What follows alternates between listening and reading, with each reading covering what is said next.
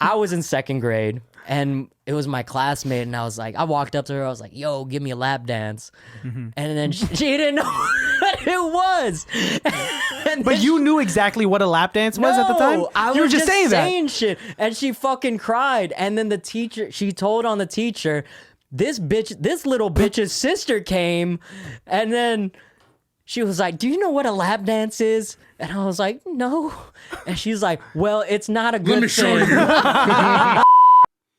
It can't be that bad, oh, it can't be that bad, oh, it can't be that bad, oh, it can't be that bad, oh, it can't be that bad. Honestly, dude, I always say this, my first love is basketball, but I am in fucking love with football, American football. Like, yeah, it's a I great sport. really do love that sport. I always say if I was a little bit bigger, I would probably really try my hardest to get into like It's my the favorite CFL. sport. Because The I don't know. XFL, bro.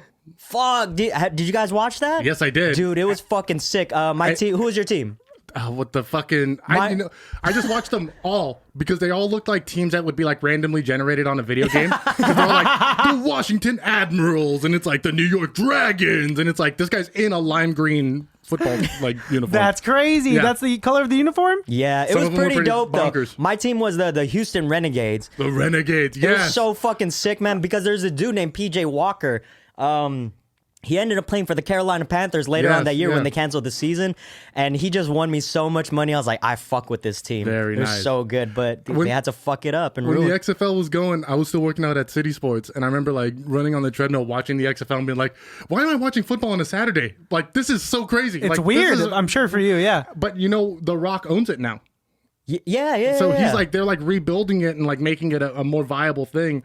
So we'll see what Well, happens. it's dope because one of the things that they have over the NFL is that they put the spread on the ticker. Yes, they it's do. It's fucking They know hilarious. Like people are they'll have like gambling on it, for sure. -7.5, and then they'll slash it and put. I think the over under would be like 49 or 52 or some shit like that. There's no defense being played at this shit, so you're literally scoring like 100 points a game. It's pretty.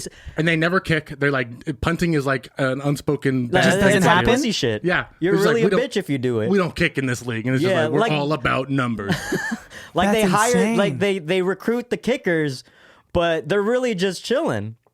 Man, It's a great. they're just there. They're It's just a great like, job, dude. They're there just They're in u- case they're they decide unioned. to. I'd like to be a kicker in the NFL. I mean, I'm not nearly as athletic. The amount as I of could be, but pressure, though, to be a kicker. It's once every 4 times. Yeah, but still, I think I'd rather be like actually like The holder, on there. I'd like the guy who like holds the ball. No, but even the holder fucks up. Do you remember that play with Tony Romo?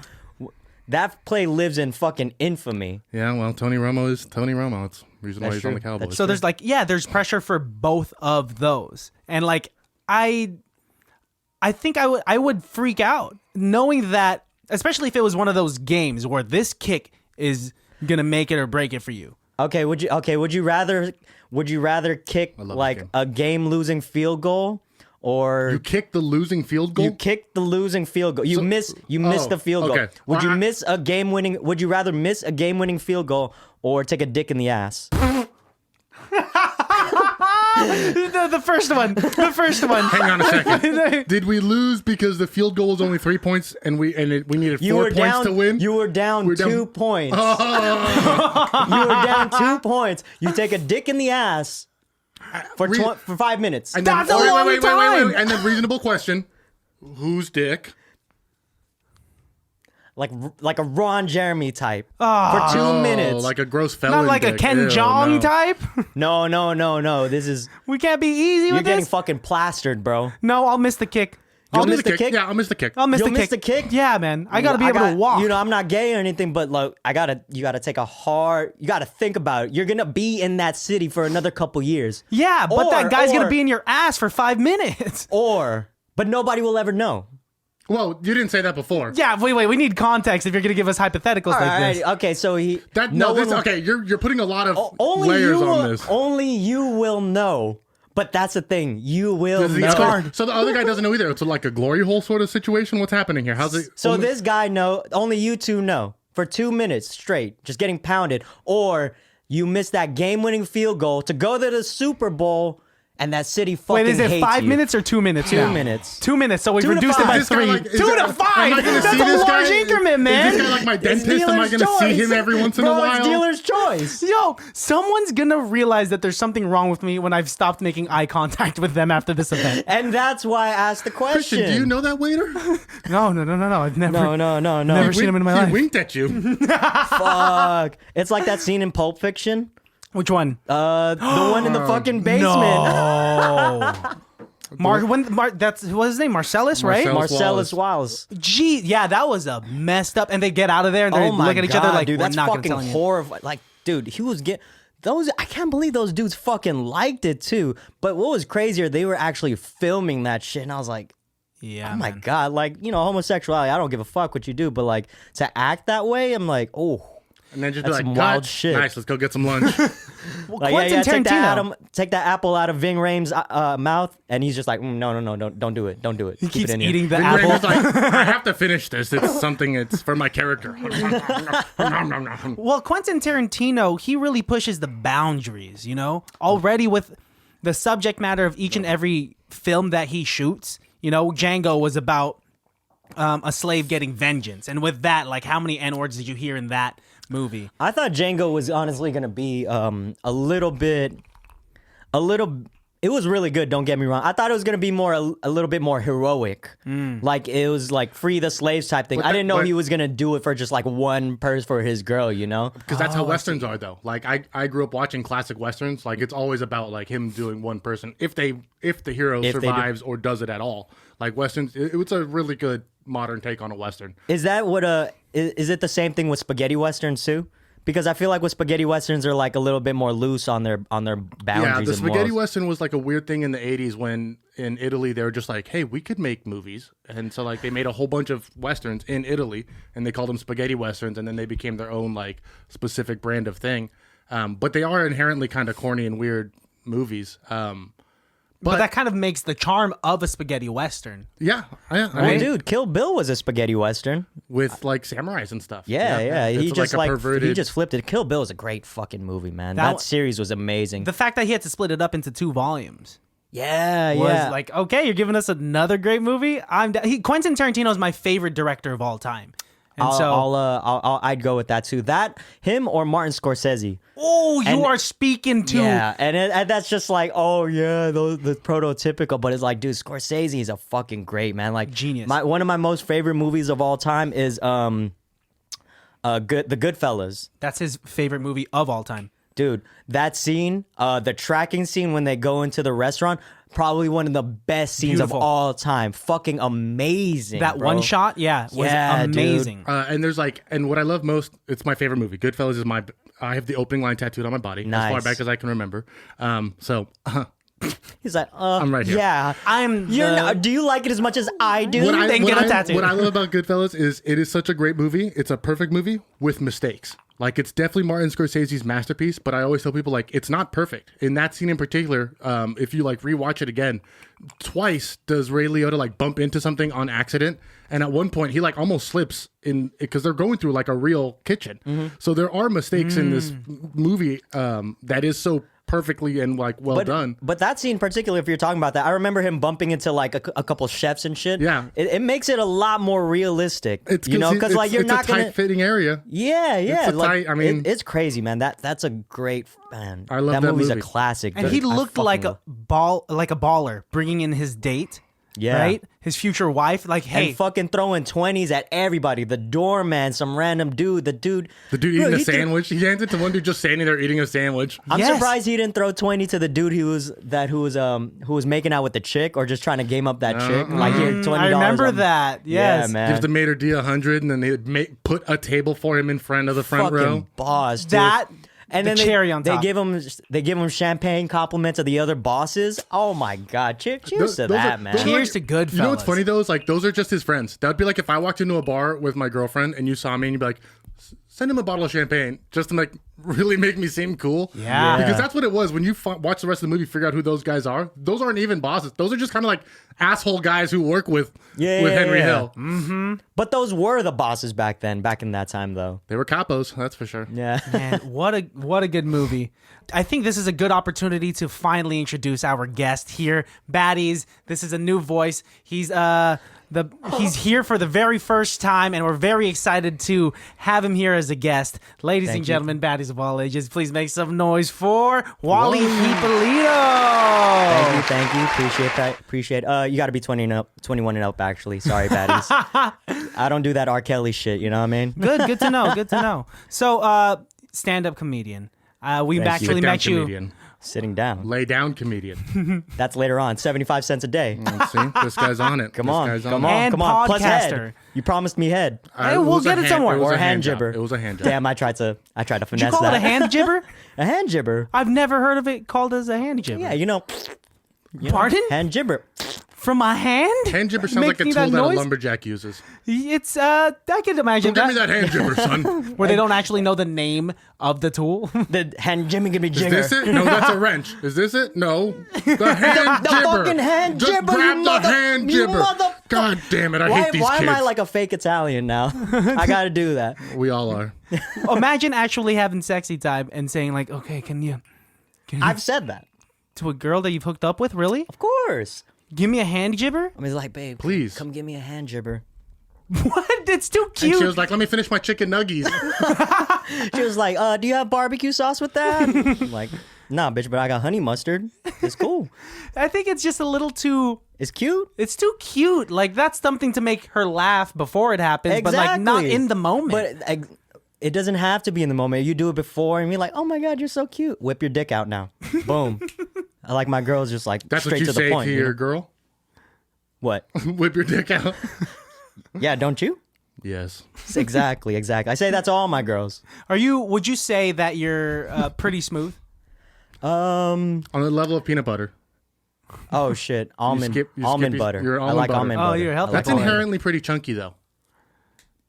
I'm not smooth then. I'm just saying, I just, Hey, you ask and I deliver.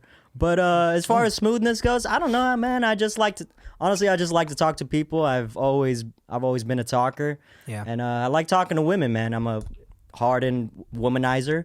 No, I'm just kidding. I'm just kidding. Nice. Kinda. No, but I just like talking to different types of people, and women in particular. I like having great conversation. If she can hold a conversation, then I don't know if it's smooth or not. But if we talk, then it's cool. That's awesome. Yeah, and I'm sure. Like, would you say it? Can you teach us? Can you teach Y'all me? are smooth. Man, you got a girlfriend. I know. You, Alex. I have a lady as well. Yes, I think she's lucky. I think she's stuck with lucky me for now. him. Lucky for him. Hey, but yeah, she man. can't go anywhere now. Got her in lock. Well, I think we've. I'm feeling like a Get Out type of vibe from you right now. Like you leave No. She's Okay. at home watching a movie. in her cage. Let her out. It's a kitchen. Don't be a jerk.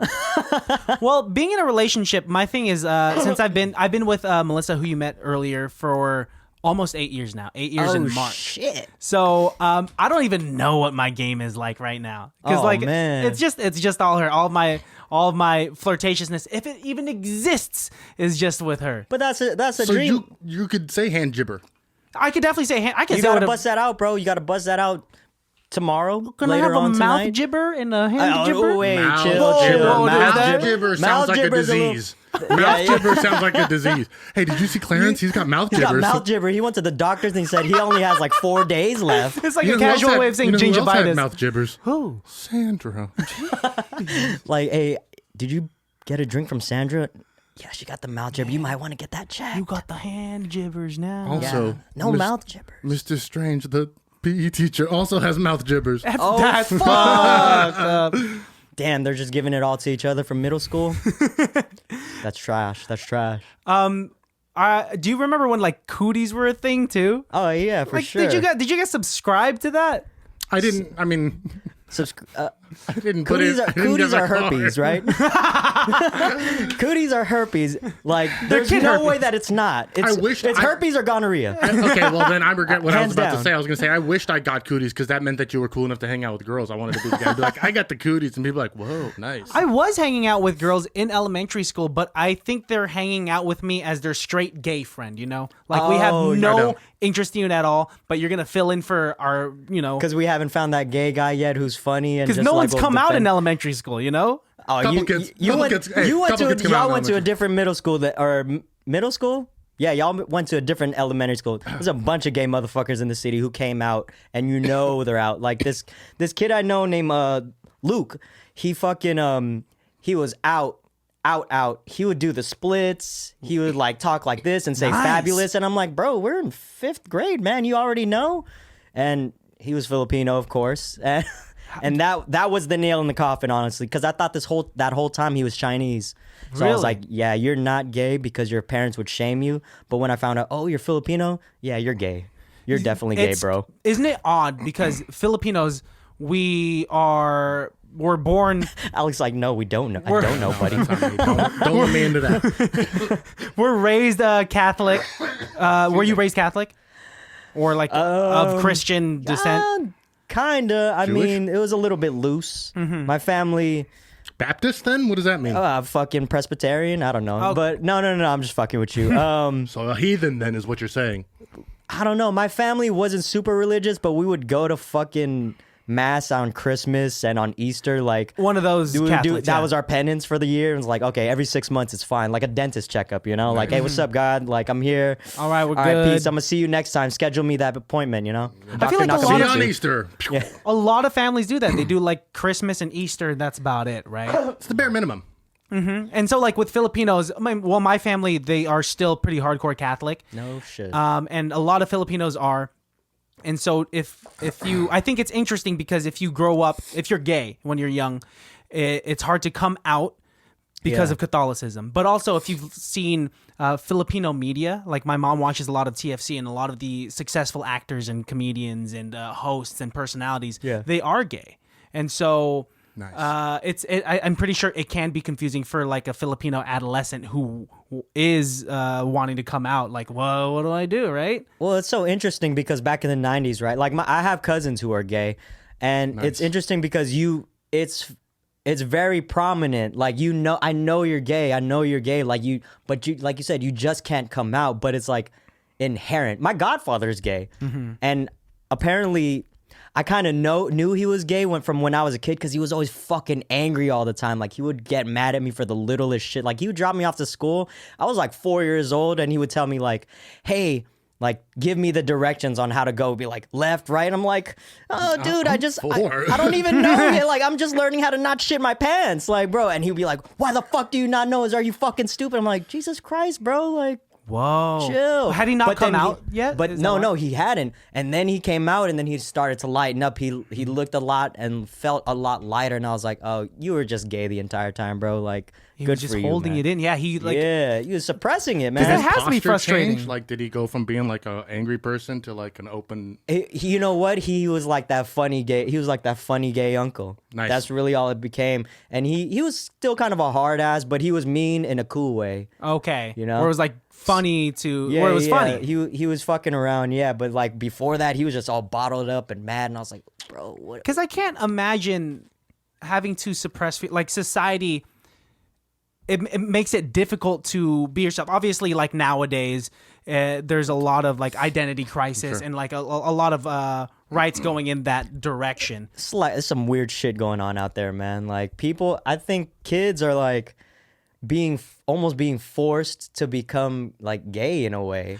Like it's inherently being put on them, and it's interesting. It's an interesting time because liberal parents are like forcing it on them almost to kind of use them as a flag. Like, here, we're woke. We're with it. We're with it. Like our kid is gay. We're gonna change him, and inherently a kid doesn't know what they don't know, right? Yeah. So if you're putting that shit on them, like, of course they're gonna think that way. Like, oh, my parents are gonna. It's like us. Like, we have to be good boys and girls, and like get good jobs. But with them, it's like a psychological manner where you have to. I have to please my parents by almost like inherently being gay, you know, or you know, lesbian or fucking being trans or whatever. It's kind of crazy out there, and I'm seeing that with a lot of millennial type of parents. Yeah. Have you seen Dave Chappelle's latest special? Of course. And like it's getting a lot of controversy, especially. They took it off Netflix. Did they take it off? No, I thought there was a deal. They folded. I think they did. I think it's not up there currently right now. Whoa, No I thought shit, there was a I just deal. saw it yesterday, Okay, then. or maybe like a couple days ago, like Yeah. 2 or 3 days ago. I think it was like this week they took it off.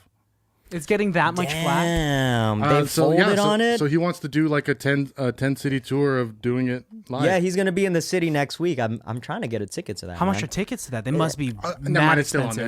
It's still. Okay. Yeah, it we can has cut to that be. part out where I sound stupid. Because he's doing a show. He's doing a showing of like something called Untitled, and then he's gonna perform. And apparently he's gonna bring some friends too. So I'm like, who the fuck Imagine is he that gonna bring? lineup. Yeah, That's gonna dude. be a dope lineup. Fuck yeah, and it's at Chase. Oh, it's just right there. Yeah. That's who he's gonna have it in the city on November 4th. Wow, Yeah, man. man, we gotta hit that up, bro. But with that special, it's getting a lot of flack because of what he does say about the LGBTQ community. Yeah. However, he emphasizes it like toward the end of just like it's he's not taking jabs. He's just frustrated that about where the black community is and how come it's not getting as much of a expedited progression for rights as well as the LGBTQ whole thing is he's not attacking that community, right? He's particularly attacking white people. Yes. Like so he says throughout the whole special, like, yo, I'm not attacking you guys, I'm attacking white people. Like,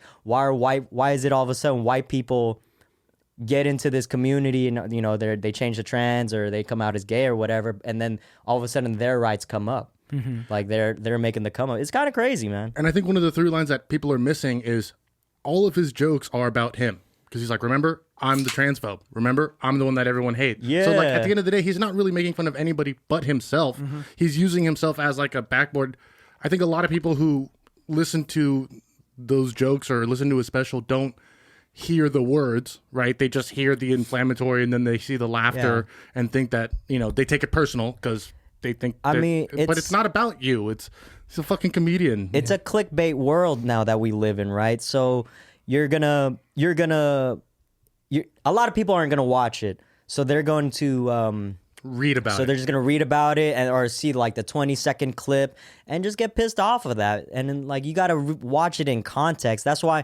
Did you guys see the recent video that came out of him talking about the special? No. So he was saying like, yo, if you're gonna come to my show or if we're gonna talk, you gotta watch the whole thing from beginning to end, and then we can fucking talk. And that's how it's supposed to be. Like, you gotta judge me by my whole body of work, not one little moment that happened. Yeah. Like, for example, you guys remember that comedian that was going in on fucking Chinese people and Asian people?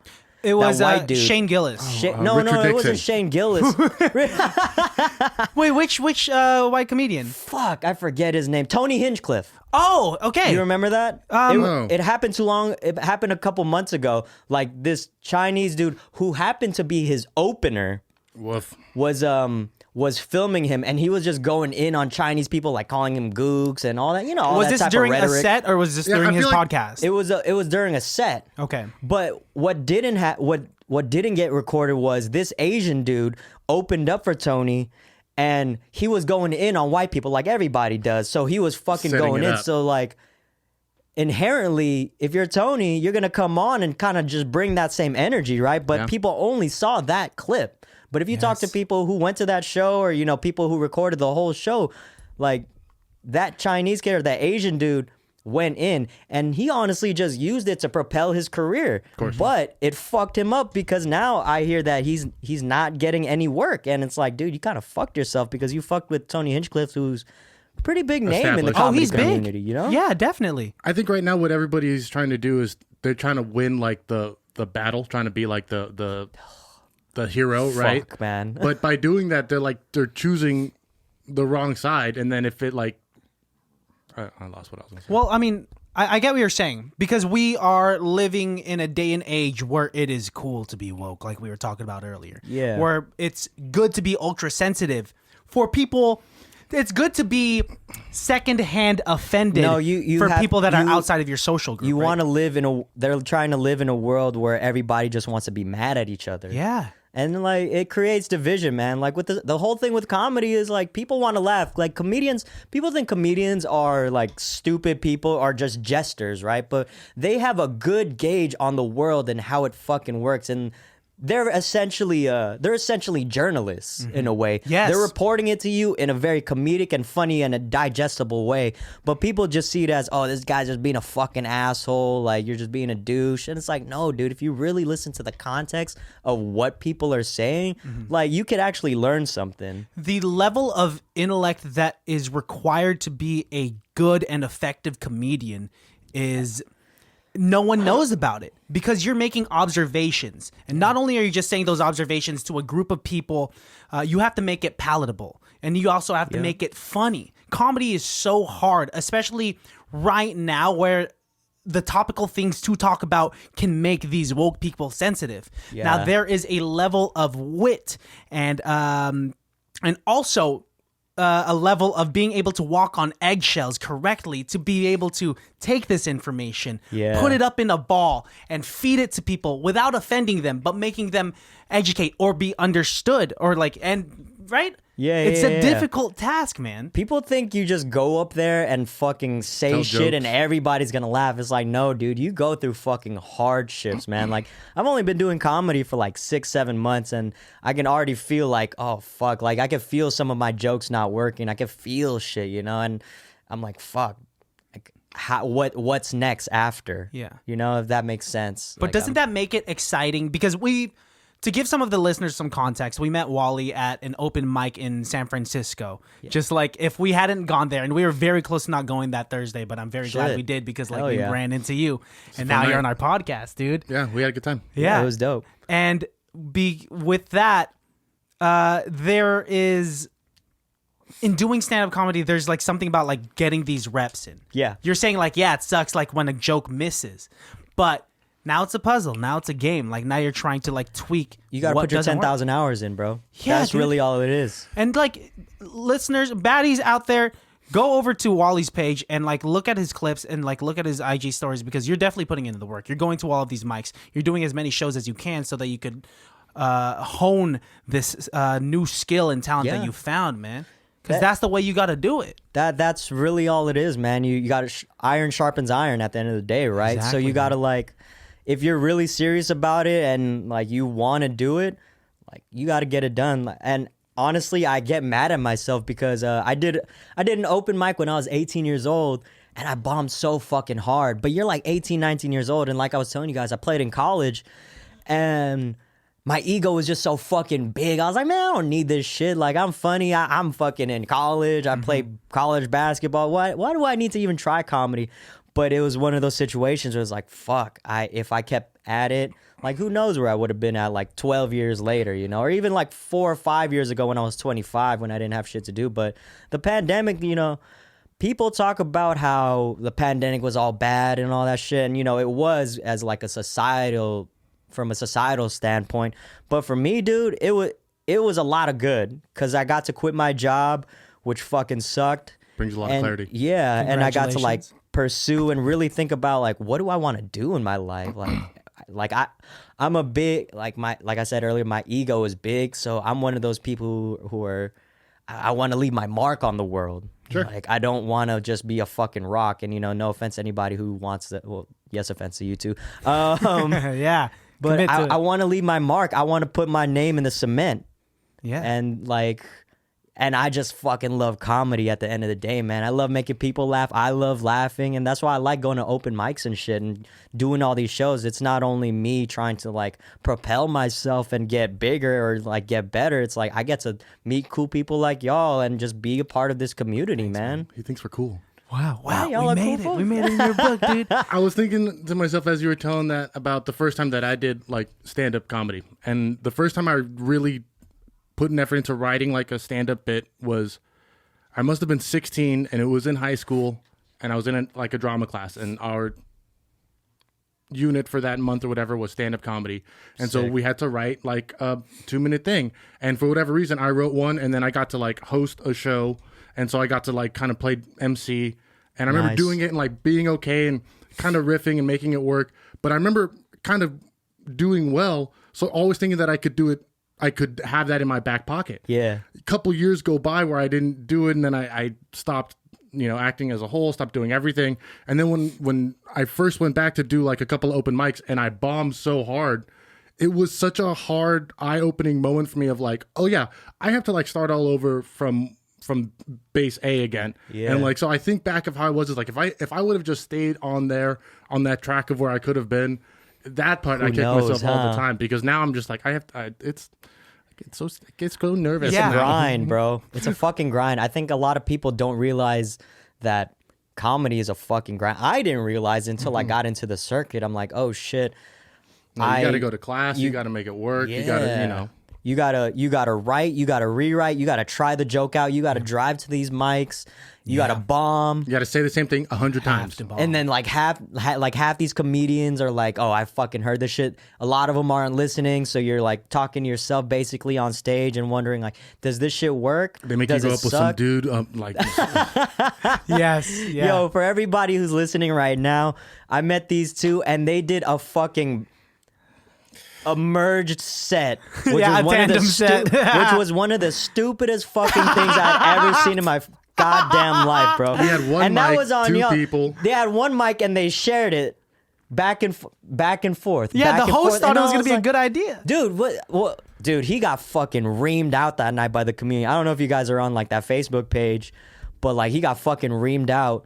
Like he was like, this motherfucker's playing chess on the side. gonna He's doing say, random That was shit. so weird, and he found weed in his chessboard and all that stuff. I found and his it was just- driver's license. Oh, it was his driver's Yeah. Oh license. shit! I found his Did you driver's keep it? license. No, I gave it back to him at the end of the night. Man, that's collateral, bro. You keep that shit. You can sell that to somebody. You can make I a was- pretty penny. I was gonna open up a bunch of credit cards.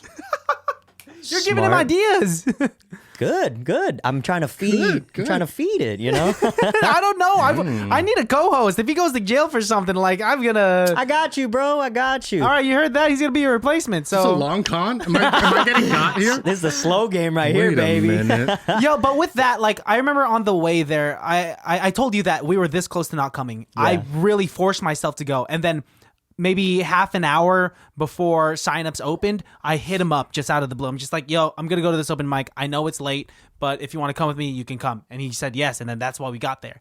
And then now that has revitalized my hunger to Nice. just hit these mics. I mean, I haven't yeah. done much because I've just been swamped with work. But I told you after that, the following week I went to the open mic here in Concord at the office, and I brought Melissa, and I brought my brother, and I was telling them like, I'm gonna bomb tonight. Like I hope you guys know, like I Yeah, hell don't do yeah. this, like, but I'm just really trying to like work on my shit. Well, this is the thing. A comic told me that for every one good set you have, you're gonna bomb 7 times. So I swear to God, I keep a joke book, a joke book, yeah, but I keep a notebook for after my sets to like kind of like break down and analyze, and then I go back and see like, oh, what I could have done better, what I did wrong, and try to improve in that way. But honestly, to keep up with your story, I wasn't gonna go that night either to Milk Bar. Our mutual friend, who I'm not gonna think, a pretty big comedian that Yeah, we know. yes. I hit him up and I was like, yo, where your next show's at in the city? So I met him. That was actually the first time we met and hung out. Oh, I just hit shit. him. I was like, yo, I'm a big fan because I seen him on a certain person's Netflix special. Mm-hmm. Fuck, I feel like such a douche doing that. But I seen him on a Netflix special and I was like, yo, where are your shows at? Like, I want to come watch you live. Yeah. And then we met and then we went to Milk Bar and then, y'all know each other. And I was like, yo, it's fucking dope, man. Like the community's there. expanding, which is pretty tight. It's cool. It's there if you look for it. Yeah. When I've told people before, like, hey, I'm gonna start going to open mics, and they say like, isn't that terrifying to do stand-up comedy in front of other comics? Yeah. And yes and no, because they're doing the same shit, and so they're a little more critical. It's like being like a musician and playing in front of a jazz musician, right? Mm-hmm. But also there is that level of understanding and a sense of camaraderie that everyone has for each other at an open mic, because we get it. We know how tough it is. Dude, Sorry, I got to take my keys out. Oh, my you're good, ass. Are you just now getting comfortable? You've been here for an hour and a half. Dude. It's like, oh man, this. And keys. you know these. I got a fat ass, bro. Like I don't know if these Big keys donk. are. Yeah, exactly. He has a big ego. But I didn't. I fucking hate performing in front of other comedians. I truly do. Like these open mics are great. I love it, like I said, but I hate performing in front of other comedians. I would honestly rather bomb my jokes in front of like crowds. Because I like riffing with the crowd. So if I do fuck up on a joke, I'm like, all right, trash that, and I'll just start riffing and fucking with the crowd. Yeah. And with other comics, like I said earlier, it's so like nobody pays attention, so like you don't get that repartee. And I'm like, fuck. I get really self-conscious, and I start to think and stay in my head a little bit instead of trying to like power through the joke and Do the like, setup. Yeah. Yeah, and Suddenly set you're it like, up. the setup's a waste of time. I should just get to the punchline. Exactly. So like in that sense, I fucking hate. I hate performing in front of other comics. Yeah, we should all just quit. Yeah, fuck that. Yeah, Fuck 'em. stop. No, let's we're go gonna be keep plumbers. doing it. Comic Let's go world. be plumbers. Let's just be accountants or something. Yeah, no, Be a no, fucking that's nurse, you difficult. dick. Yeah, I'm gonna be a Jabberwocky. Dude. Roll some lumpia, bitch. Yeah. Oh man. But at that open mic, it clicked with me. Like I had only bombed at open mics that I'd gone to. I've been to like maybe less than 10 at this point. And at that first one, it finally clicked because I was like, oh, I get it. Like they laughed at this, and like now my brain automatically like clung onto like, how did you say that? What was the pairing of words that you had there? Like, oh shit, this is just like a math Yeah. equation, just like trial and error. Dude, do you guys get a rush when you're on stage? Are you guys nervous? Like, what is it with you guys? Yeah, hell yeah. I mean, like, we told you prior to recording that our background is not in stand-up comedy, Yeah, but it yeah. is in improv. And we've been doing it together since high school. Improv. Yeah, Oh, improv, shit. dude. And I went to school with black kids, so Nice. there No was no improv. improv. Improv was like if you see a gun, run. I thought That's that was my improv right self-defense. there. Run away. But yeah, I mean, I know that there is something that is irreplaceable when you're on stage and you say something funny and the crowd just roars with laughter. It's Yeah. the same feeling of like making two people in the same room as you laugh from like a joke, but just It's crack. it's crack Dude, compared to that. I've never done crack before, and I always say this, like, being on stage is like crack to me. It's like I addictive, for fucking sure. love it. You get addicted to that shit, like the laughs, the silence, just being up there. And I think it stems from me when I stopped playing sports. When you stop playing sports, you kind of lose that shit about yourself, right? Because you're in the bright lights and like all eyes are on you essentially. And for a couple of years, I had lost that. I didn't lose my way, but it's like, fuck, there's no stage anymore. And being up on that stage is like, oh my god, my endorphins, like everything just like exhilarates me. It's fucking crazy. Especially with sports where that's like a physical activity. You're not going to have that forever. You could hurt yourself. You could just like age out and just like get old, right? Yeah. But like no one can take your sense of humor from you. Yeah. That's going to stay with you forever and ever. And like Shout out yeah. atheism, bro. you're an atheist? No, fuck no. Fuck Tom Cruise, dude. I think Oh, he's a athe- Oh, Scientologist. Scientology. it's the same thing, isn't it? No, very different. Very Oh, shit. different. Well, the statement stands, fuck Tom Cruise. Dude, Great movies. I think if your main guy is Tom Cruise, your like religion isn't that great.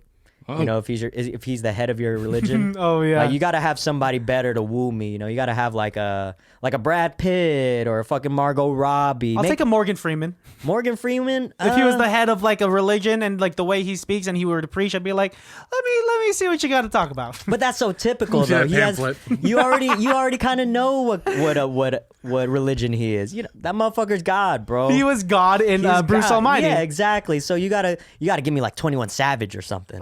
What kind of religion is he running? Hey, All about knife them skimmers, religion. bro. I don't know. We're We'll doing see. that here. We're doing it right here. I wouldn't mind meeting like the David Duchovny God, just like a semi-drunk kind of like stepdad kind of God. That would be a fun one. Oh, an extremely flawed God. Yeah, just like, oh fuck, you're coming in today. I didn't realize it was Tuesday already. Okay, we'll take you in. All right, well, I gotta go meet a guy at a bar, so stay in the car. Man, I grew up, like I said, I grew up Catholic. If we're on the topic of religion, and Nice. So I'm sorry. also like I'm a man of science. I went to school for like biochemistry, and so like I almost quickly like lost because it's organized religion is just I think is scary Explain. because it's like a set of rules that you have to abide by, specifically Catholicism. Like Yeah. if you do this, that's a venial sin. And if you get this many venial sins, this many years in purgatory. If you do one mortal sin, if you have sex before marriage, you're God. fucked. Dude, You're gonna burn in hell. I just can't believe that they had me doing like 12 of these fucking of the same prayer, and then some dude tells you, hey, if you do these 12 prayers, you kneel down, You'll be all right. you will be forgiven. You'll be fine. And I'm like, fuck off, bro. I remember because I went to private school, I would just lay there and sit there because I was always tired during school. I'd fall asleep. And the nun would fucking hit my wrist. Whoa. And I'm like, you fucking bitch. They would actually. Yeah, it was like some 1980s shit. I mean, I was born in the 90s, but I was like, Jesus Christ, bro. I thought child labor laws were like illegal, bro. I Like, thought that was like, wait, where did you grow up in the city? yeah. But I went to school in Daly City. Okay. Yeah, So yeah. basically the Philippines. Basically the Philippines. Mini Yeah. Philippines. So it was, a lot of hard Catholicism shit. They thought I was the devil's child. I was a wild kid, man. Like, if you've heard the shit I say, I was wilder than that. Like, I was asking girls for lap dances like in second grade. That's baller. I think I would have asked you, like, how do you do it? And what's a lap dance? Dude, I got suspended. I remember getting suspended because I made this little girl cry. I was in second grade.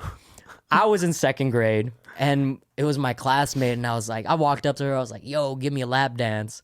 And then she didn't know what it was.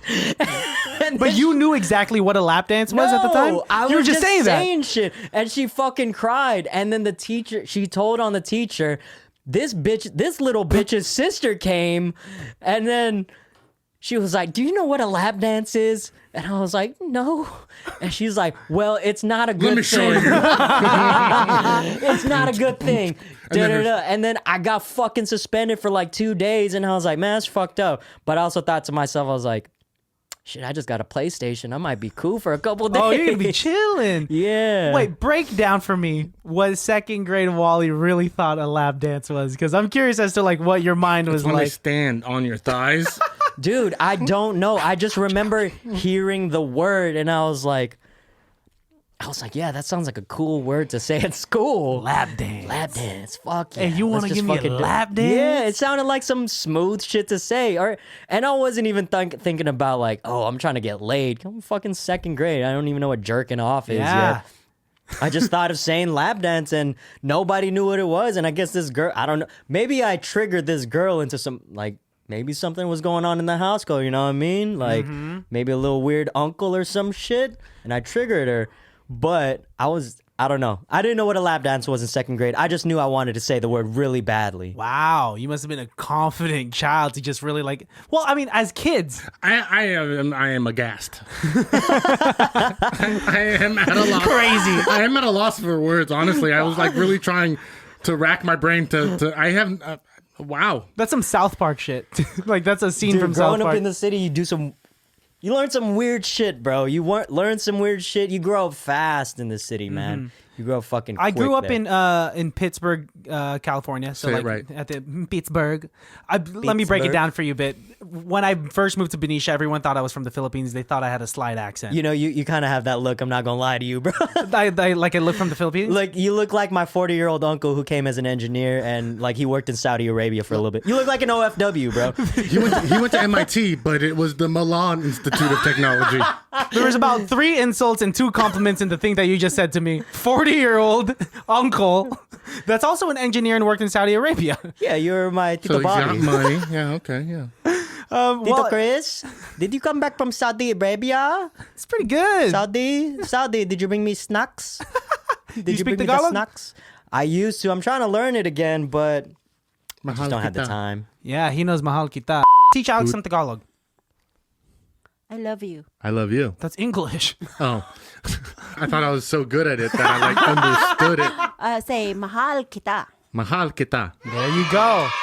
Mami, Tagalog. gutom na ako. Mali kumten. Mami, Mami, gutom. gutom, Ako. ako. Yes. I'm hungry. Mom, I'm hungry. How do you say where's the bathroom? Oh, you guys don't have bathrooms?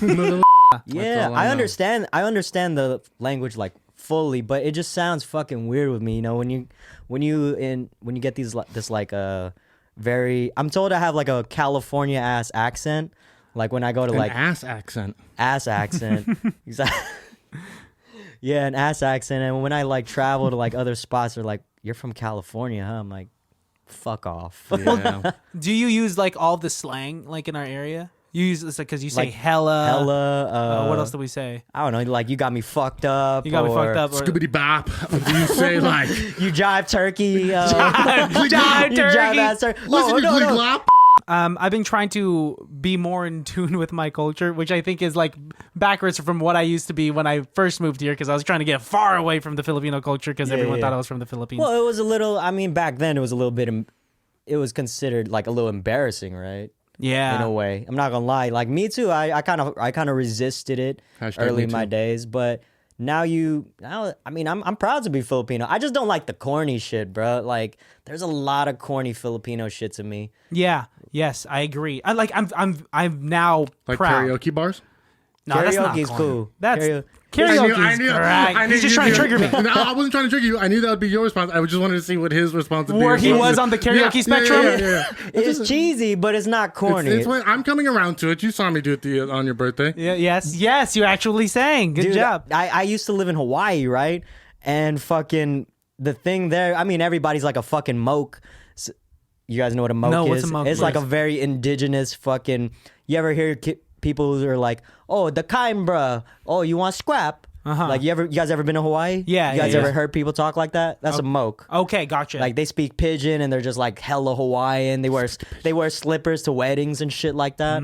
So I mean, I hung out with a lot of these knuckle draggers and fucking Type of dragon. okay. and yeah, we used to go out a lot and we used to like go to karaoke bars. This is shit over there because it's big in the culture, and you know it's BYOB, which was dope. So you pay for Interesting. like $20 for an hour. You can get fucked up for like 2 or 3 hours. You bring hella bottles. It's a good ass time, man. Wow. Man, so how long did you live in Hawaii for? Like 2 years. Okay. When was that? Like 2014 to 2016, 2017. What was it something like for? that. So I had actually just torn my knee up. I graduated college and I just needed to change of scenery for a while, and I wanted to get into culinary arts. I became a chef for a little bit. Nice. And like I said, I just wanted to get out of town and like see something new for a while. And yeah, Hawaii was fucking amazing, man. I fucking love it out there. What part of Hawaii did you live in? Oahu? Wow. Yeah. I lived for like I lived in Honolulu. Like, are you guys familiar with like the area? I've heard these words before. I lived in this part called Makiki, and Bless you.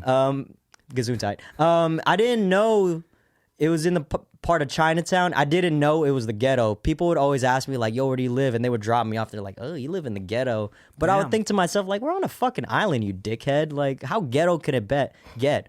But I came back a couple years ago, or like last year before the pandemic, and I looked around. I drove around. It's pretty rough out I was here. like, oh shit. I was like, oh shit. There's some crazy shit going on out here. Like, I would take the bus everywhere, and there was this bus station that I drove by, and like there were like hella crackheads and shit. And I seen a dude with a big ass machete, and I was like, fuck, I would walk these streets at night. Crackheads with machetes? No, they're explicit. Separate They're people. separate. Okay, There's gotcha, meth gotcha. And there's men with machetes. Men with And- machetes. Yeah. And then there's meth heads too. Don't forget about that. Gotcha. They're sleepy people. You know, it's heroin pretty light. Damn, dude. What's like the craziest story that you have from the ghetto of Hawaii? Ghetto of Hawaii. That's the thing. I don't have any. That's why I never You just really avoided it all. I don't know if I avoided it or whatever, but I was really like laissez-faire about like, y'all fucking stupid. There's no ghetto. We live on beaches over here. Yeah. And that was my arrogance. I was like, yeah, It's gorgeous here. This is a vacation spot. What are you Yeah. talking Ignorance is about? bliss, right? I mean, if you don't think about it, then Yeah, exactly. But I would see like crackheads and meth heads and ice addicts under the bridge where I would be hooping, and I wouldn't pay it no mind because I came from SF, right, where that's like Pretty rare. every day It's for me. everywhere. I see needles and shit. And I'm just chilling. I'm like, this ain't so bad. They're in slippers. What the fuck are they gonna do? They can't run up on me, and if they do, I can hear them just Smacking the back of their smacking, heels. bro. I'm like, I gotcha, bitch. Oh, you guys heard you from a mile away. Yeah, Should have ran exactly, man. barefoot. So I never tripped about it. Plus, I was around a lot of army folks. Yeah. So I was like, all right, you guys will protect me. I don't feel like protecting myself right now. What made you come back? Island airplane, fever. A what? An airplane. Oh, okay. Good to know. Good to know. You guys take planes? Oh, I fucking swam here, bro. I was What the gonna fuck? say canoe, but No, well, swimming, that's crazy. I swam, and then halfway they had like a rest stop he had a where boogie you can board. rent tires. You can rent big tires, and then you just boat it all the way there, like Cubans. Oh man, know? you've lived such a It's crazy pretty- life. It's pretty crazy. Got here with the tire. Insane. Dad, tell me more about how you met Mom. Yeah, so you came back, and then what happened from there on out? I was a chef for a while. I was a sous chef. I was honestly living like a fucking rock star life. I was living a rock star life. A lot of people don't know this, but chefs, if you listen to like watch Kitchen Confidential by like Anthony Bourdain or read it or like watch any of his shit, like you could see he's the remnants of like a rock star lifestyle. Like it was a lot of like drugs, alcohol, women, just cooking because you're working 16-hour days and you're on your feet all the time. And afterwards, it's like 1, 2 o'clock. You're tired. You're only gonna kick it with your brigade. What are you gonna do? You're gonna go to your local bar and drink, and you see some women. You're gonna do some drugs, and it becomes a cycle. I would get out at like 1 or 2. I would hang out with my brigade. We'd party till like 4 or 5. I'd have to be in the office. I'd have to be back in the kitchen because I was sous chef. I had to be back in at like 9, 10, and then Damn, do it all over again. And my body just started to break down, man. I couldn't do it no more. But it was fucking crazy, dude. Well, Alejandro used to work in the food industry, and so did his brother. I was a bartender for a long time. Nice, so, nice. like- So you have thing. regulars, straight regulars, right? Yeah. It's the same thing that you guys do, except my feet are wet. Well, you guys deal with a lot more assholes. Like the assholes I dealt with, they're not gonna say shit to me. What am I gonna do? I'm gonna fire their asses, or I'm gonna flame them. Yeah, yeah. We don't flame people. Yeah.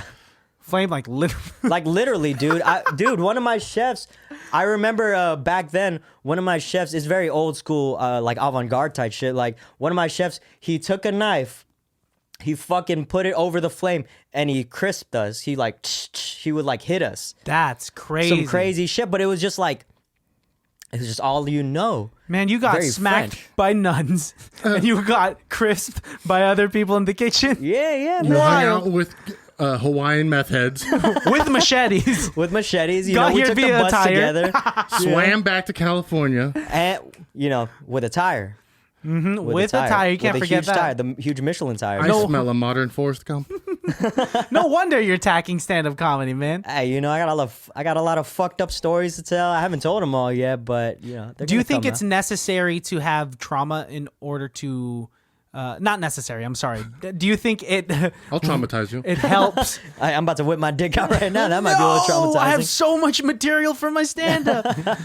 It's just writing dick over and over again. Dick. You're like Jonah Hill in fucking Superbad, but it's the same size every time.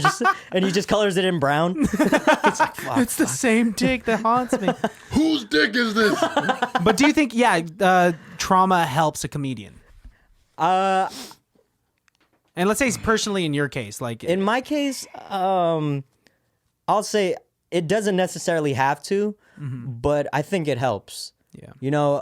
But everybody has trauma, right? Whether it's like big trauma, like very traumatizing shit, like, being, sexually harassed or, I don't want to, like raped or whatever.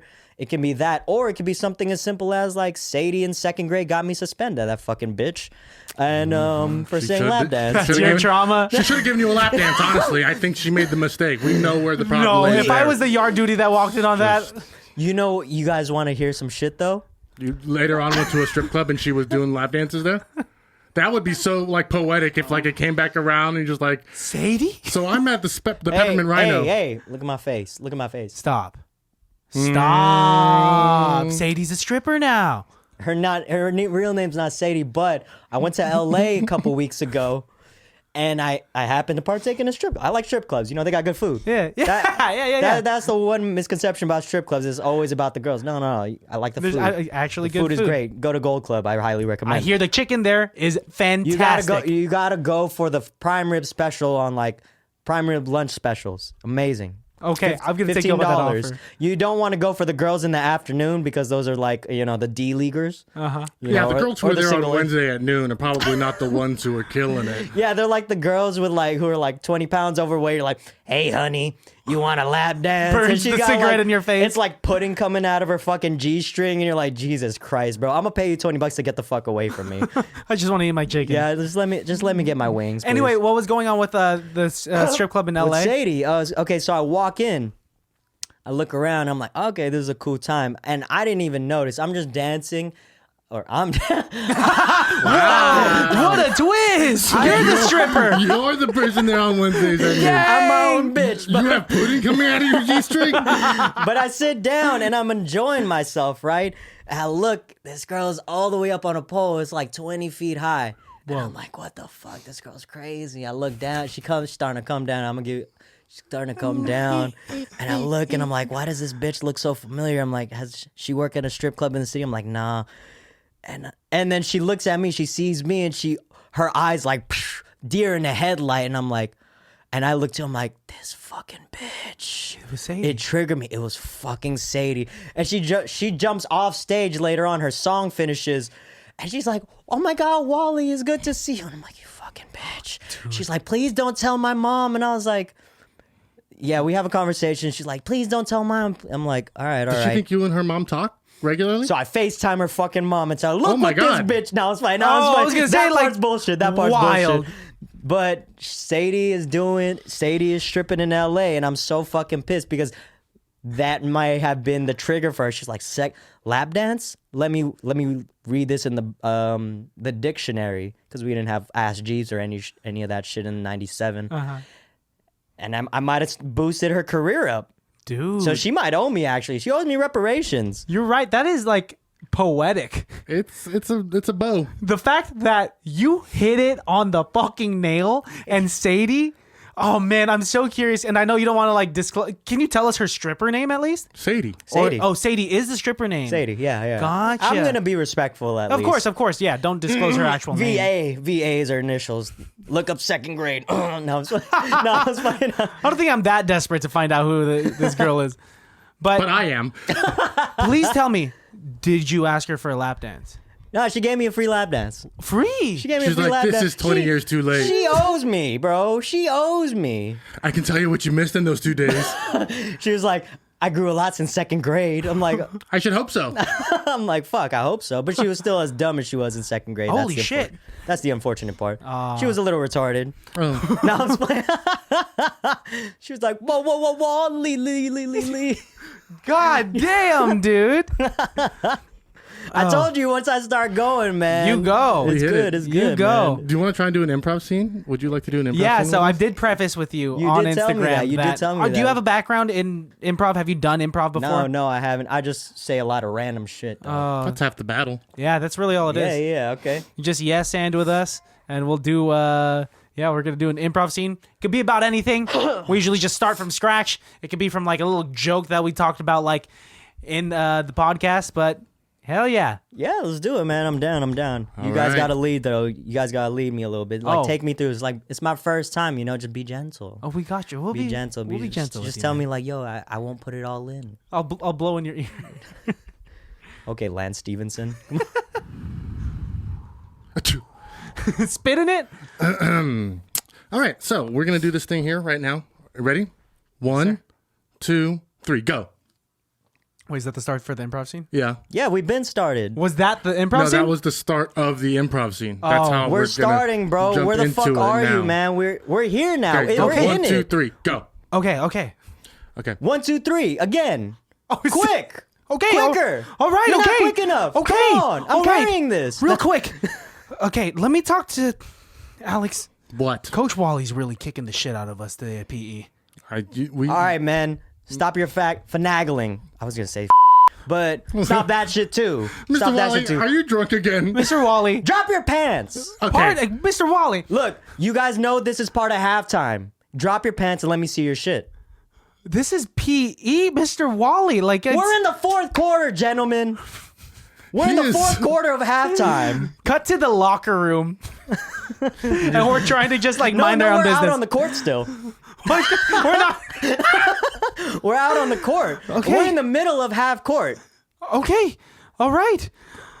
You three boys start jerking them off. What? Let's do What is going on? it. I don't want to do this. I don't want to do Get the this. crowd fired up. Get the crowd fired up. Okay. This is Jerk Off 2021 over here, ladies and gentlemen. Cut to Mr. We're Wally's. on the Ocho right now. We're on the Ocho. All right. Cut to Mr. Wally's life at home. We'll see what Mr. Wally's life at home is like. God, those kids are terrible. Sadie. Yes? Are you done dancing yet, bitch? No, Oh I my am. God, you're fucking terrible. You look like a pudding bag full of shit right now. You know I don't jerk off. Come here. Okay. Come here and give me your feet now. How was work today? Don't answer that. Why do you look like that? Since when did you have arms, actually? God, you're incapable of nothing, are you? I hate this life. I'm leaving. I'm going to a titty bar. Dad, Who the fuck are you? I'm your son, Dad. Dad? My name's Coach. I know you're a coach, but No, my name is Coach, not Dad.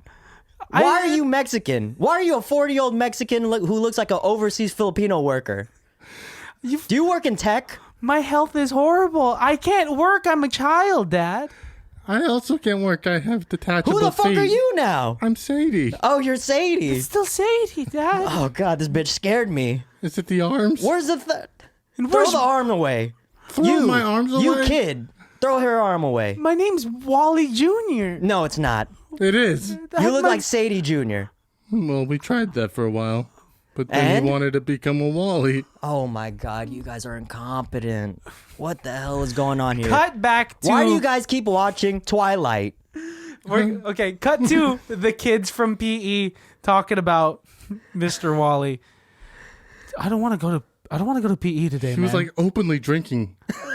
Just in the middle of class. And nobody did anything. He told us to pull our pants down. I jerked you off for 4 minutes before anything happened. I don't know why I let you do that. My mom didn't even stop it. She just said it's important for me to learn All these right, things. everybody line Oh, up. fuck. Here he comes. Oh, he's out in the Here hallway. we go. He's even drunker this time. Oh, my God. God, there's vomit on his shirt. Oh, my God. It's so good. Guys. Oh, is he jerking Guys and himself girls. up? I was jerking off to some Superman porn the other day. Did you guys know his son's gay now? I thought he didn't jerk off. He tells us every day that he doesn't jerk off. Hey, what are you saying over there, Julio? Present. Calvin, Yeah? shut up. He wasn't talking. Both of you, Calvin, shut up. There's only one Calvin. Yeah, shut and the he's fuck not- up. I Name's said, Julio. Calvin. Shut up. You, Julio.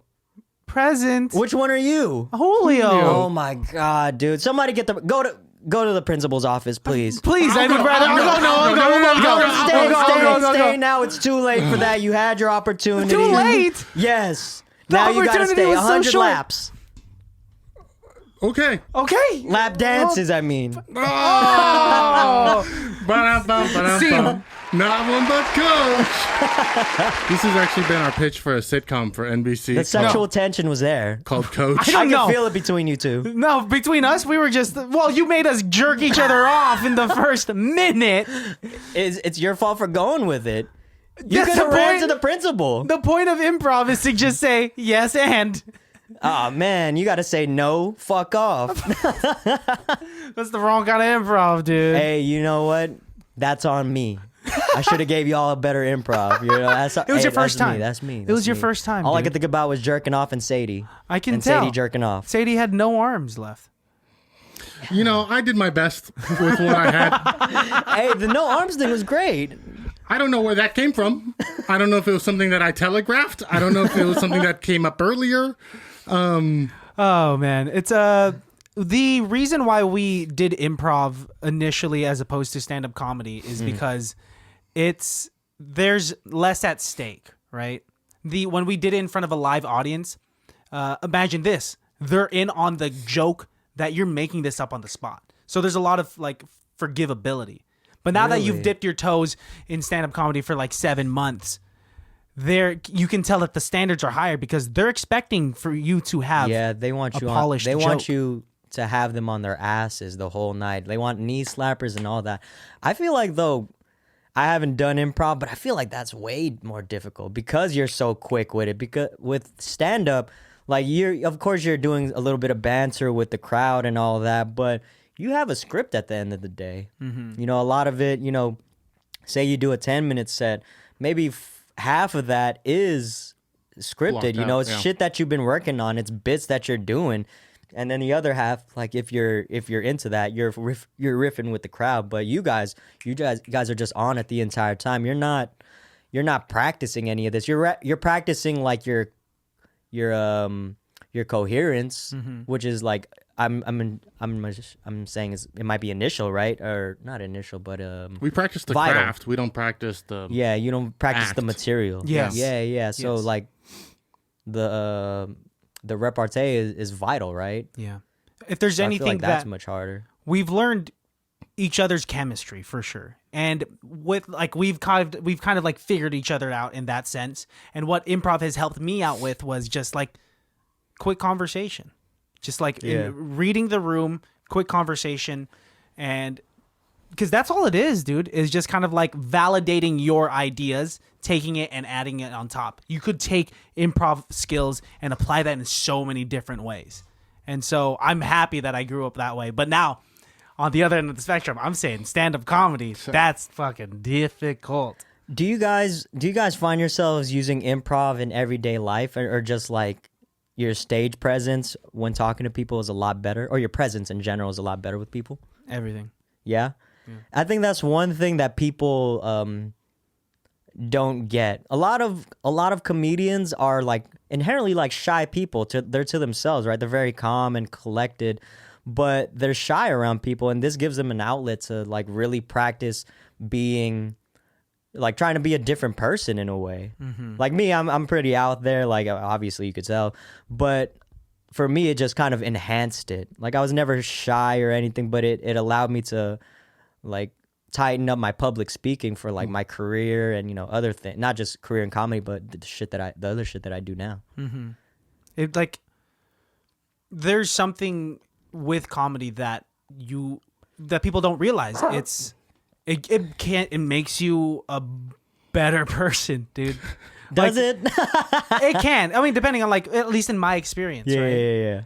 Like I told you before, everyone thought I had an accent when I first came here. And it wasn't until I started doing improv and like getting up on stage where my mouthpiece is what I'm going to be using to make people laugh. Yeah. Right? It wasn't until I got up on stage where I took my mouthpiece out and I was like, oh man, I can talk so much better. Wow, I without... don't have an It's accent. like, oh shit, the veneers, they don't fit anymore. I don't want to talk like this. I don't know why. But I essentially got rid of it, and even like everyday interactions with other people or like small talk is way easier now that I've done improv. Yeah, for like, sure. in senses where it makes people uncomfortable, like it's something that I can thrive in.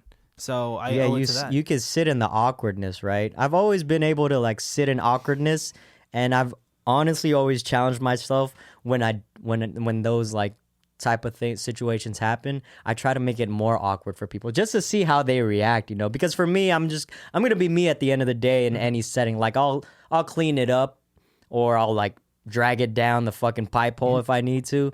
But I want to see how people react. I think that's kind of fucked up for me to do because I work at a tech company, and you know I deal with a lot of people who don't talk. Like engineers are inherently like They're Indian, introverted. Yes, but that's the but they're technical- introverted. They don't like can be true. they don't like to talk, and like you know that back and forth is like. It's very straightforward, you know. I try to make a joke, and they're just like over their heads. But Or whatever about you know, as time goes on, I'm trying to break them down, and it just doesn't work still. Like at a bio company, do you work with these type of people too? Actually, I've gotten pretty lucky with the shift that I work with. Like none of them are professional comedians in any sense. Like they've never done, and not that I am or anything. Nobody's funny, so I stand out pretty good out there. I make them all look like shit. Everyone's People brilliant. suck. But like no one's done improv or stand-up comedy there. There's funny people on my shift, and so they could hang with like bits that are introduced, and like we all make each other laugh. So I got lucky in that sense. But I've definitely seen a bunch of introverts where they just do not have a sense of humor at all, and I just can't fathom not.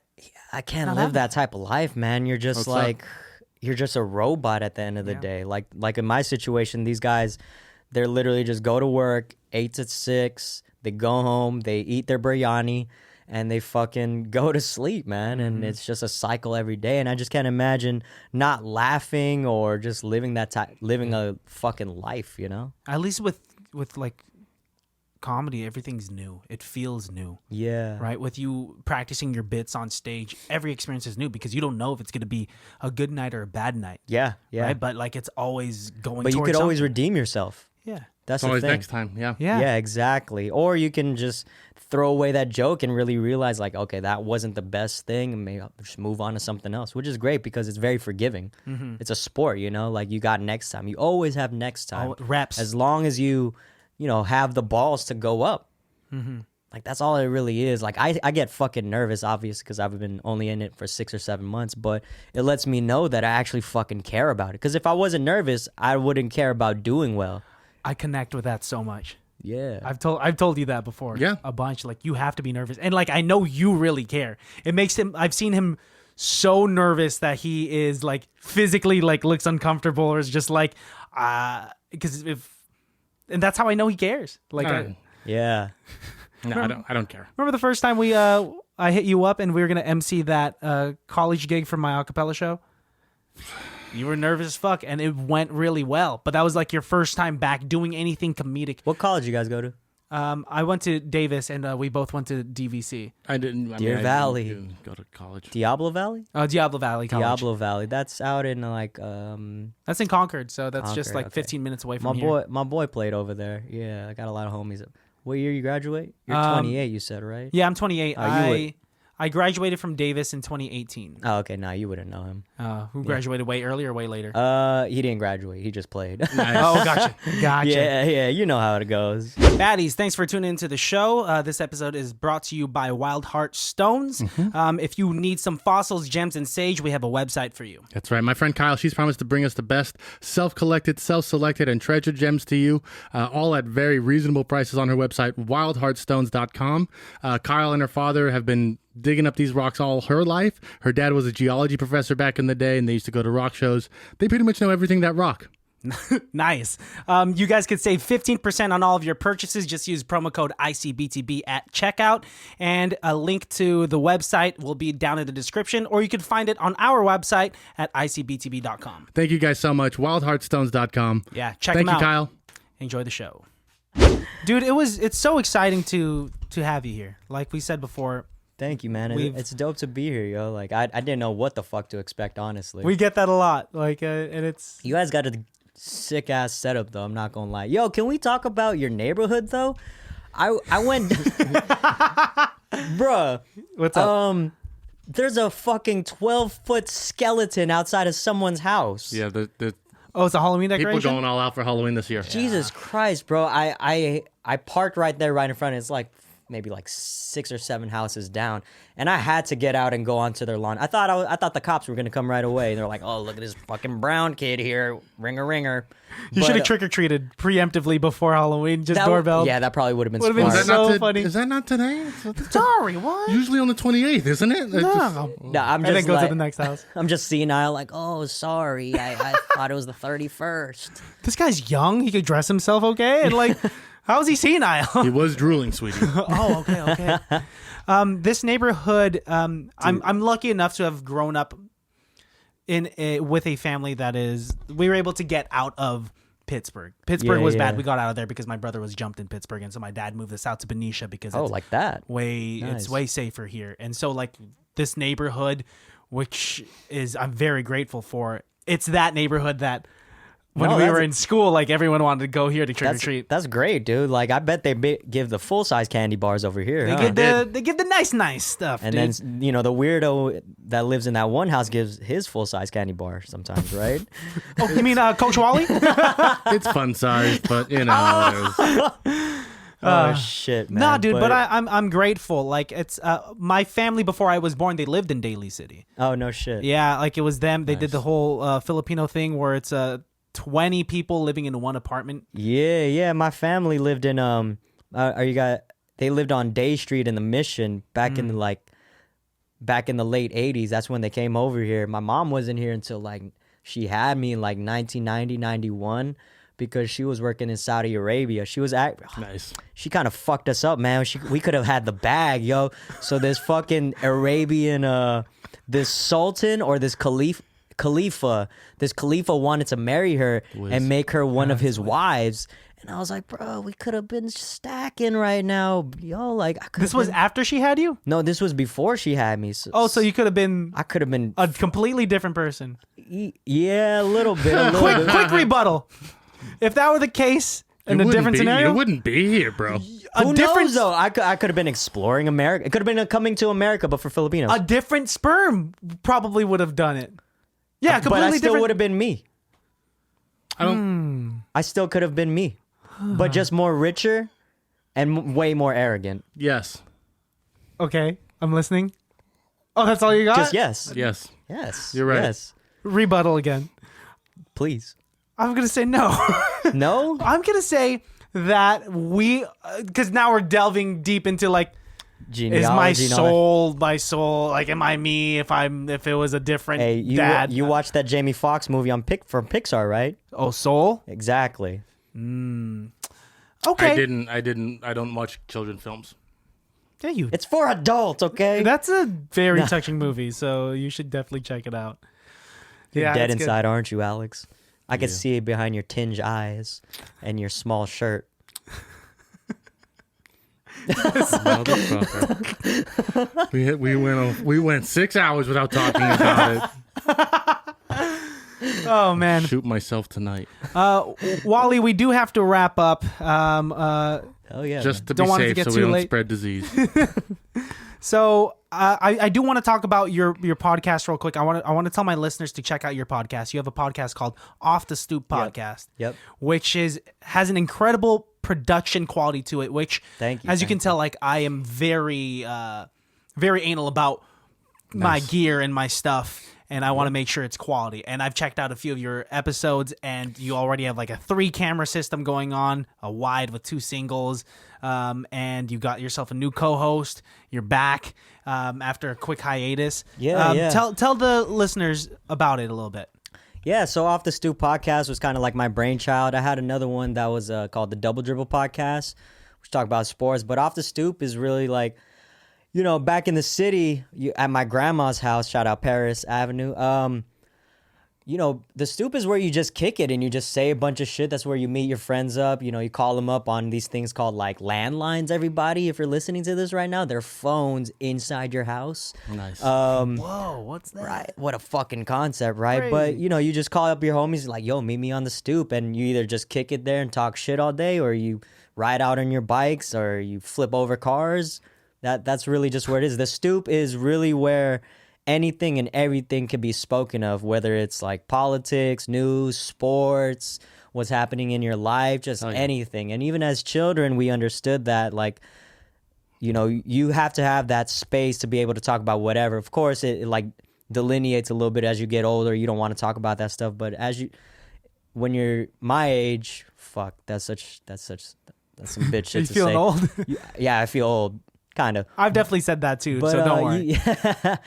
But yeah, I just want to give people a free open space and just like give myself a space to like talk shit and say whatever the fuck I want. Like shout out to my co-host Pharaoh Daniels, another comedian that's doing some work, and it's just a place where I can like put my ideas down, like have great guests on, and just learn from people from all different walks of life too. Like I think I was telling you guys earlier about like Dr. Kevin Nadal, and we were attacking like Filipino mental health issues and like the chisme that comes with the community and how we can combat that and everything that goes along with it. And then I would have like some rappers, an actor, and you know, just different types of people from all walks of life, man. Like my initial goal was to be like a Filipino Joe Rogan type, but I realized that, you know, I need somebody to riff off of on a consistent basis like y'all, and I can't just always like pose questions to people. I just don't want to do that because it feels disingenuous, and I just want to like fuck around and talk shit, you know. Yeah, and now you can do that with a co-host. I mean, that's Exactly, what we do, and it's exactly. just us two. It's fun. We just Fuck get to riff, and it's nice to also have the ability to have guests such as yourself Exactly. come through to the studio and make some. You guys got to come through, man. Like, come through for an episode. One of the things I love to do, and I think it really plays well into the off the stoop thing. It'll be like me and Pharaoh, but we'll have guests on the side actually that'll just chilling. So like, if a question pops up and I don't want Pharaoh's opinion or I don't feel like having it, I just just completely block it. I'll be like, A backup guest. so we'll have like 2 or 3 people on a casting couch just chilling like this. I'll ask them like, what do y'all think about this? And then we'll have them either come on. We're actually working on trying to like get another mic and another camera so we can have them essentially maybe do kind of like Tiger Belly style where we have 4 cameras Split going screen. on. Yeah. Oh, so, damn. You know, that's something that we're working on. I'm just trying to find ways to grow and like make it a better show and make it more like wholesome and like make it some real shit at the end of the day. Yeah, dude. I like it. Well, you're definitely like off in the right direction. I've always thought quality over quantity. You know, And I'm quantity over quality. So between the two of us, we get it pretty We much. have Pretty evened out. But yeah, no, you're doing it great. Would love to Thank come you. on if there ever was an opportunity. It was dope chopping it up with you, man. And Yeah, I had a good time. yeah, do you want to Thank tell you guys. I tell appreciate y'all having me on, man. This was fucking dope, man. I had a fucking good time. I hope this ain't the last time I come on. Because I want to come to Benicia during the day. I want to see this shit during the day. Dude, it's beautiful. I highly recommend you see like downtown. It's very We'll small. meet you in the city instead. There'll be more to do. More things. For Hey, sure. but sometimes you need that getaway, man. Like today, I for work we had to do some field testing, and we went to the Santa Cruz Mountains where there's no fucking there's no reception or anything, and we just like got to be in nature, and it was tranquil for like 3 or 4 hours, and that's a nice getaway from the city, and like this would be kind of the same thing, you know. Yeah. It's a suburb, all right. But I'm just hoping like that plant while I'm here kind of breaks down and I get like some type of superpower out of it. You know? Yeah. No, just cancer. Yeah. No, just, yeah. That part of Benicia is depressing just to see the industrial side and like it's all smoky and whatnot. But if you look at the completely other direction where the water is, it's fucking beautiful, man. Is there a Chick-fil-A here? I was trying to go to that. I was trying to look for one before I got here. And I was One in Vallejo. Vallejo. Vallejo, 15 minutes away. Well, I mean, that yeah. shit's closed now for sure. Oh, it's fucking 11 o'clock. Holy Yeah, shit. it's closed. So, yeah, but we got a Jack in the Box. There's other stuff you can check out. 24/7? Close your eyes. Yes, It sir. tastes like Chick-fil-A. All right, we'll wrap it up. One last time. Look into the camera for us. This is something we do with every guest of the episode. Look into the camera for us, even though it might make you feel like a douchebag. And just leave the baddies, our listeners, with a sentence, a word, anything, just like a piece of advice. All right. I've been really into Lil Wayne, the Carter 3 lately, and I'll say this: Young Carter, go further, go faster, go harder. And is this not why we came? And if not, then why bother? All right. Yeah, that Hell yeah. is his best album. Wally, thank you very much for coming, man. Thank you, Baddies, be sure appreciate to it, follow him appreciate on it. all platforms. Follow his podcast, follow his personal page. If he's performing around the Bay Area, which you're always doing, you're hitting up mics, you're Yes, hitting up sir, shows. yes, sir. Be sure to Alameda. check him out. Dude, we'll see you next time. Thank you guys for having me, man. This was fucking Thanks for fun, coming dude. on. This is dope. We'll All see right. ya. Thanks, Wally. See you, Alex. Bye. What? Are you going to kill me? Can't